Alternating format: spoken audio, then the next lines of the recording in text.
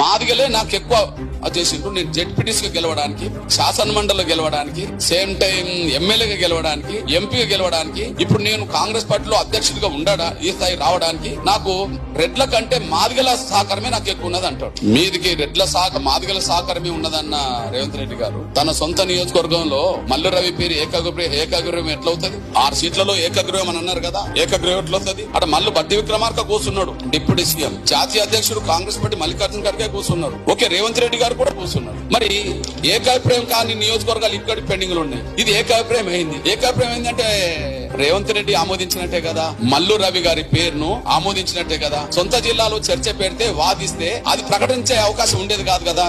Pending ఉన్నాయి కదా, pending లో లేదు. పెండింగ్ లో లేదంటే అర్థమైంది రేవంత్ రెడ్డి గారు మల్లు రవి గారి పేరును ఆమోదించిండు. కానీ నీ సొంత జిల్లాలో నువ్వు ఓటేసే నీ సొంత నియోజకవర్గం, నీ గ్రామం ఉన్న సొంత నియోజకవర్గంలో ఆ జిల్లా నుంచి సంపత్ కుమార్ ఉంటాడు పోటీలో, ఆయన పేరు ఎక్కడ ప్రస్తావించినట్టుగా ఆయన కోసం మాట్లాడినట్టు కూడా లేదంటే దానికి కారణం ఏదంటే రేవంత్ రెడ్డి గారికి ఒక భయం పట్టుకున్నది. మాదిగల్ని నమ్మించడానికి నేను మాటలు చెప్పాలి గాని మాదిగల తరఫున నేను గట్టిగా మాట్లాడితే నా సీఎం కుర్చీకే మాలలు ఎసరు పెడతారనే ఒక భయం ఆయనకున్నది. కారణం ఏంటంటే ఇక్కడ డిప్యూటీ సీఎం పది కోసం కాసుకొని కూర్చున్న విషయం అందరికి తెలుసు. ఇప్పుడు వాళ్లకు ఆపి మాదిగలకి ఇప్పియాలని నేను అనుకున్నాడు అనుకో, మల్లికార్జున ఖర్గే అక్కడ ఉన్నాడు, కొప్పుల రాజు అంటే ఆయన సీడల్స్ మెంబర్ ఉన్నాడు, మాదిగల వైపు ఉన్నారని తెలిస్తే నా సీఎం కుర్చీకి ఎసరు పెడతారేమోననే భయం, నన్ను కూర్చోకుండా చేస్తారనే భయం ఆయన ఉంటాడుతూ, కాబట్టి ఆయన సీఎం కుర్చీని కాపాడుకోవడం కోసం మాలలతో కుమ్మక్కై ఇవాళ మాదిగలకు అన్యాయం చేయడంలో, ముఖ్యంగా నాగర్ కర్నూలు సీటు సంపత్కు రాకుండా అడ్డుకోవడంలో రేవంత్ రెడ్డి గారి పాత్ర ఇక్కడ ఉన్నదనే విషయం, మాలలతో కుమ్మక్కైండి అనే విషయం స్పష్టంగా రుజువు అవుతుంది.